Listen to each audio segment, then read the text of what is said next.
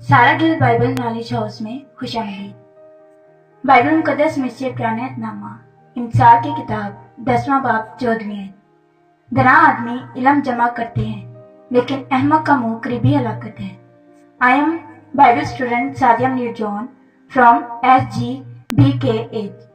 I salute you in the lord. SGBKH का मकसद तालिब इल्म को बाइबल मुकद्दस की तालीम फराहम करना है। आए हमारे साथ मिलकर बाइबल मुकद्दस की तालीम को उम्दा और बेहतर निज़ाम के तहत पुरअमन माहौल में सीखें। हमारी खिदमात इब्रानी ज़ुबान, अंग्रेज़ी ज़ुबान, उर्दू ज़ुबान, मसीही तरीक़। शुक्रिया।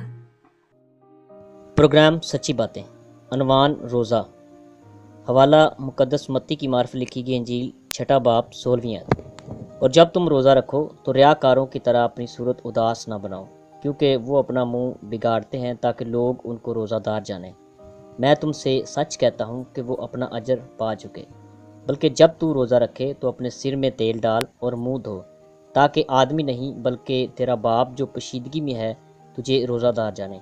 इस सूरत में तेरा बाप जो पोशीदगी में देखता है तुझे बदला देगा। आमीन। रोज़े की सादा तशरीह है रुकना, रोकना, बचना, बचाना। भूखे रहना ही मुराद नहीं बल्कि अपनी तवज्जो रूहानी तरक्की की तरफ भी लगाना और खुदा की मर्ज़ी के ताबे होना भी है। रोज़ा फ़ारसी ज़ुबान का लफ्ज़ है।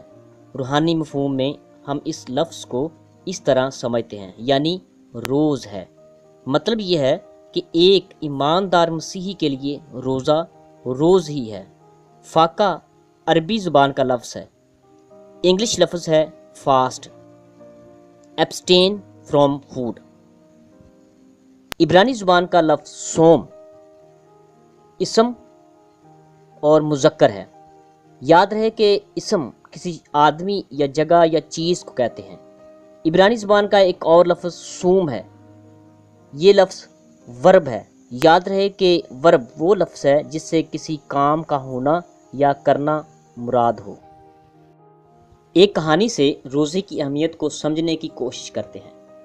एक दफ़ा यूँ हुआ कि एक शहर के सदर बल्दिया ने अपने नौकर को बाज़ार में मछली खरीदने को भेजा। जब वो बाज़ार में पहुंचा तो उसे पता चला कि एक मछली के सिवा तमाम मछलियां फ़रोख्त हो चुकी हैं और ये मछली भी एक यहूदी दर्जी खरीद रहा था। सदर बल्दिया के नौकर ने कहा कि मैं इसके लिए सोने का एक सिक्का दूंगा, और दर्जी ने कहा कि मैं इसके लिए सोने के 2 सिक्के दूंगा। तब सदर बल्दिया के नौकर ने मछली के लिए 3 सोने के सिक्के अदा करने के लिए अपनी मर्जी की वजाहत की, लेकिन दर्जी मछली खुद खरीदने पर बाजिद था और उसने कहा कि मैं इसे ज़रूर खरीदूंगा, चाहे मुझे इसके लिए सोने के 10 सिक्के अदा करने पड़ें। तब सदर बल्दिया ने उस दर्जी को बुलवा भेजा और जब वो उसके सामने आया तो उसने पूछा कि तेरा पेशा क्या है? आदमी ने जवाब दिया कि जनाब मैं एक दर्जी हूँ। तब तूने कैसे मछली खरीदने के लिए इतनी बड़ी रकम अदा करने की पेशकश की, और तूने क्यों मेरे नौकर के ज़रिए पेश की गई रकम से ज़्यादा रकम की पेशकश करके मेरे ओहदे की तौहीन की? दर्जी ने कहा कि मैंने कल रोज़ा रखना है और मैं आज मछली खाना चाहता हूँ ताकि मछली खाने से ताकत पाऊँ, इसलिए मैं इसे सोने के 10 सिक्कों से भी खोना नहीं चाहूँगा।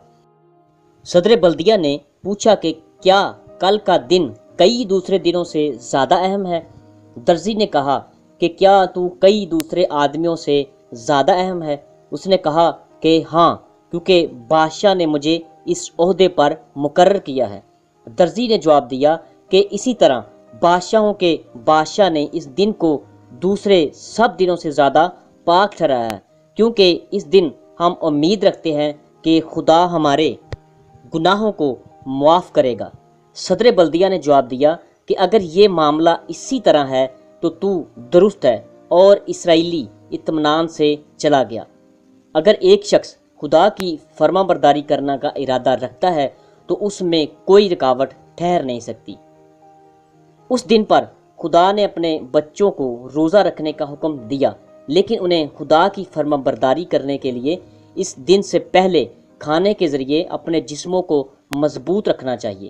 یہ ایک شخص پر لازم ہے کہ اس عظیم دن کے لیے اپنے آپ کو جسمانی اور روحانی طور پر پاک کرے۔ اسے اپنے ساتھیوں کے ساتھ کسی لمحہ پر بھی توبہ اور اچھے کاموں کے ساتھ خدا باپ کی پاک حضوری میں داخل ہونے کے لیے تیار رہنا چاہیے۔ خداوند ہم سب کو برکت دے، آمین۔